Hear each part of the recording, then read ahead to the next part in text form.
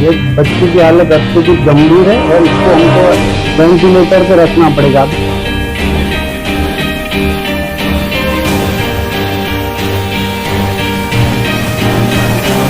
રામ રાખે તેને કોણ ચાખે, આ કહેવત ગાંધીધામની કાવ્યા શર્માની ઘટનામાં સાર્થક થઈ છે. જી હા, 45 દિવસના જીવન મરણના ખેલ સામે કાવ્યા શર્મા જિંદગીની જંગ જીતી ગઈ છે. જો વાત કરીએ ગાંધીધામની, તો ઇફકો કેન્દ્રીય વિદ્યાલયમાં ધોરણ 7માં અભ્યાસ કરતી કાવ્યા શર્માને ગત એપ્રિલ માસમાં શાળામાં અત્યંત ગંભીર હાલતમાં ખાનગી હોસ્પિટલમાં દાખલ કરવામાં આવી હતી, જ્યાં તે બેહોશીની હાલતમાં અને અત્યંત ગંભીર રીતે ઘાયલ થયેલી હાલતમાં હતી, જ્યાં લકવાગ્રસ્ત હાલતમાં વેન્ટિલેટર ઉપર રાખવામાં આવી હતી.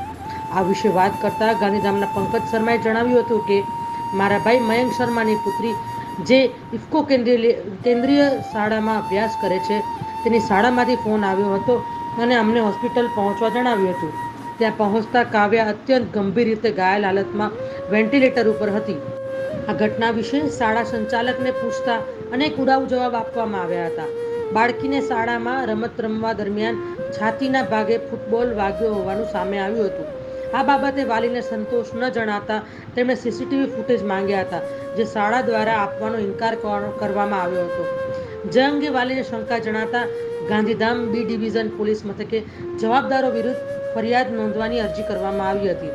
જે ફરિયાદ ના નોંધાતા એસપી સમક્ષ રજૂઆત કરાઈ હતી, પરંતુ એસપી કક્ષાએથી પણ કોઈ ફરિયાદનો હુકમ ન થતા રેન્જ આઈજીને રજૂઆત કરવામાં આવી હતી, પરંતુ આ બાબતે આજ દિન સુધી કોઈ જ ફરિયાદ નોંધવામાં આવી નથી. ના તો જવાબદારો વિરુદ્ધ કોઈ પગલાં લેવામાં આવ્યા છે. જો વાત કરવામાં આવે જિલ્લાના શિક્ષણ વિભાગની, તો જિલ્લા શિક્ષણ અધિકારીને પણ આ બાબતે ધ્યાન દોરવામાં આવ્યું હતું, તેમ છતાં આ ઘટનાને ગંભીરતાથી લેવામાં આવી નથી. પંકજભાઈએ વધુમાં જણાવ્યું હતું કે શાળા દ્વારા આ ઘટના અંગે કોઈ સ્પષ્ટ કારણ આપવામાં આવ્યું નથી. રાજ્યમાં જ્યારે અનેક સાવચેતીના પગલાં લેવાની વાતો ચાલતી હોય, ત્યારે કાવ્યા શર્મા જેવી ઘટના પર પ્રકાશ પાડવો જરૂરી બને છે.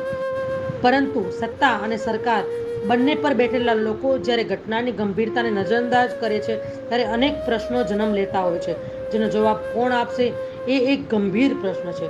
કાવ્યા શર્મા તો જિંદગીની જંગ જીતી ગઈ, પરંતુ પોલીસ પ્રશાસન અને શાળાની કામગીરી પર જે સવાલ થાય છે, તેના ઉત્તરની જવાબદારી કોની?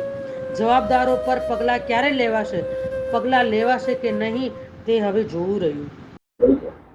મારું નામ મધુલતા શર્મા, હું કાવ્યા શર્માની મમ્મી.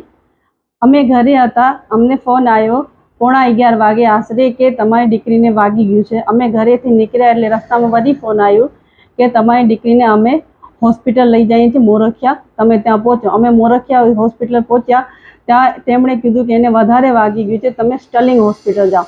અમે સ્ટર્લિંગ હોસ્પિટલમાં ગયા તો અમને ખબર પડી કે એની સ્પાઇનલ કોર્ડમાં ઇન્જરી થઈ છે અને એના હાથ પગ એકદમ હાલતા નથી, લકવાની હાલતમાં છે અને એને 45 દિવસ સુધી વેન્ટિલેટર ઉપર રાખવામાં આવ્યો. ડૉક્ટરે કીધું એને વેન્ટિલેટર ઉપર રાખવામાં આવશે. 45 દિવસ પછી એને નીકળવામાં આવ્યો આઈસીયુમાંથી, અને પછી હજી આજે 48મો દિવસ છે પણ એના હાથ પગ હાલતા નથી.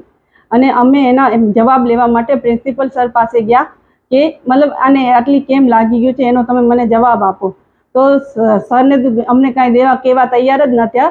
અને પછી અમે એમના પાસે આપણે ઓની માંગ કરીએ, આ કેમેરાની, સીસીટીવી કેમેરાની માંગ કરી કે અમને તમે સીસીટીવી કેમેરા બતાડો. એ લોકો કે અમે એ લોકો અમને બતાડવા તૈયાર જ નથી. પછી અમે પોલીસ સ્ટેશન ગયા, બી ડિવિઝન, ત્યાં કને અમે કીધું અરજી કરી. એના પછી અમે એસપી ઓફિસ ગયા અને કલેક્ટર ઓફિસ સુધી પણ ગયા છે, અને અમે સ્કૂલ પ્રશાસન પાસે પણ જવાબ માંગ્યો કે અમારી દીકરીને આટલું વાગ્યું ગયું, તમે એનો જવાબ આપો, પણ અમને કોઈ જવાબ દેવા તૈયાર નથી. मैं पंकज शर्मा, मेरी भतीजी है काव्या शर्मा, जिसका 29 अप्रैल 2024 को स्कूल वालों ने ऐसा बताया कि स्कूल में खेलते टाइम उसके बॉल लगी और उसके स्पाइनल कॉर्ड में चोट आई है। जब हम अस्पताल आए तो पहले मोरखिया अस्पताल गए, मोरखिया साहब ने हमको स्टर्लिंग रेफ़र कर दिया। स्टर्लिंग वालों ने बोला बच्ची की हालत अत्यधिक गंभीर है और इसको हमको वेंटिलेटर पे रखना पड़ेगा। अभी 45 दिन के बाद बच्ची वेंटिलेटर से बाहर आई है, उसके दोनों हाथ पैर पैरालाइज्ड हैं और उसकी सांसों की प्रक्रिया अब धीरे धीरे उसमें सुधार आया 45 दिन बाद। और स्कूल प्रशासन की ओर से हमें कोई भी संतोषजनक जवाब नहीं मिल रहा है।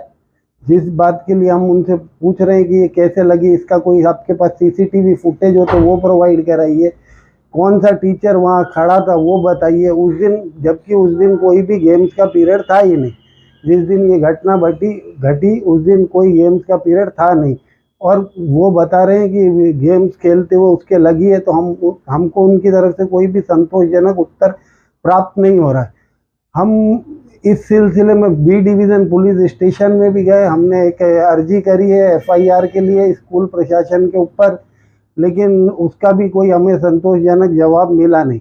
और उसके बाद हम एक बार SP साहब से मिलने भी गए हैं और कलेक्टर साहब को भी हमने अर्जी दी है। DPO साहब जो प्राथमिक शिक्षा अधिकारी हैं उनके पास भी हमने अर्जी करी हुई है, लेकिन इस मामले में स्कूल प्रशासन ना तो हमें कोई जवाब दे रहा है, ना उनकी तरफ से हमें कोई मदद प्राप्त हो रही है। और हम चाहते हैं कि ये मीडिया के जरिए हम इस प्रश्न को उठाए कि अगर स्कूल में इस तरह से बच्ची चोटिल हो गई है तो उसके प्रति जवाबदारी किसकी है? क्या स्कूल प्रशासन की कुछ भी जवाबदारी इसमें नहीं बनती है? क्या हम ये जानने के लिए हम ये नहीं जान सकते कि बच्ची के साथ क्या हुआ, जो बच्ची इतनी गंभीर अवस्था में अस्पताल में भर्ती कराई गई?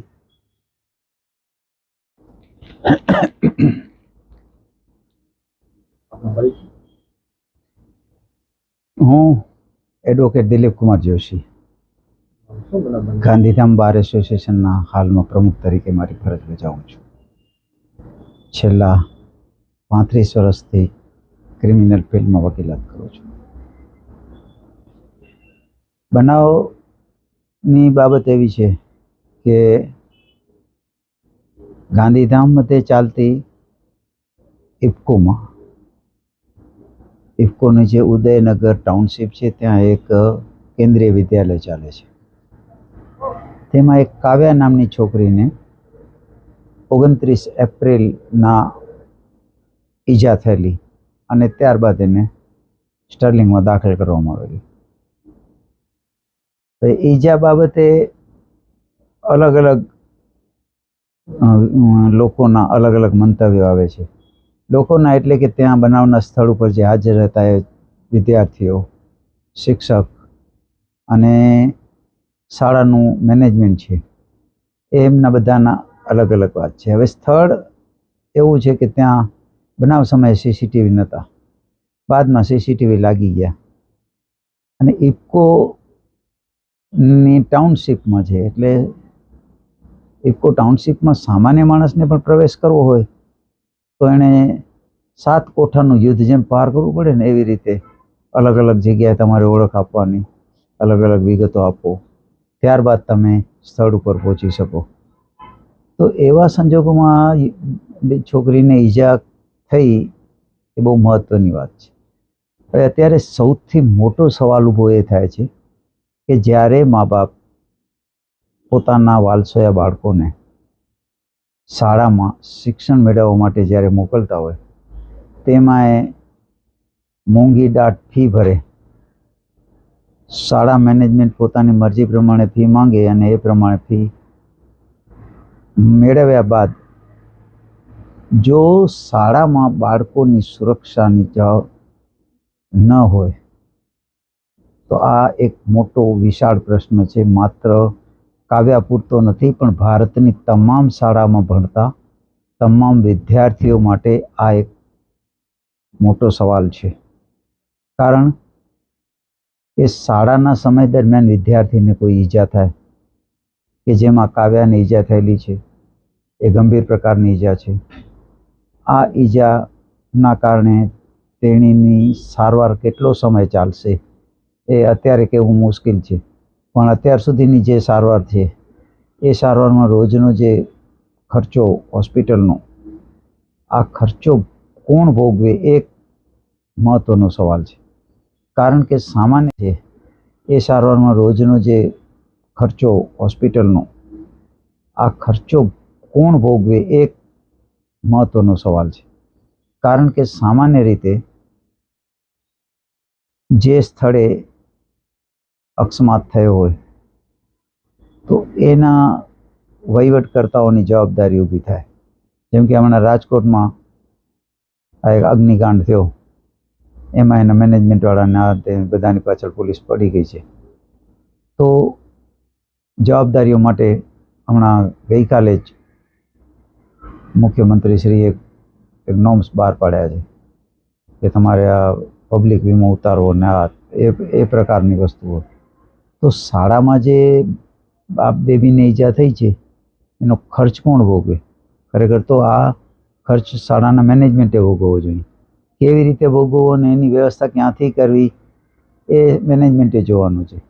પણ ખર્ચ તો માત્ર શાળાએ જ ભોગવવો જોઈએ અને માત્ર સ્ટર્લિંગ હોસ્પિટલમાં દાખલ કરી અને ત્યારબાદ એના માતા પિતાને જાણ કરીને એમને એમ છોડી મૂકવાનું, આ કૃત્ય ખરેખર ગેરવ્યાજબી છે. અને જ્યારે કેન્દ્રીય વિદ્યાલય સાથે નામ જોડાયેલું છે ત્યારે કેન્દ્રીય વિદ્યાલય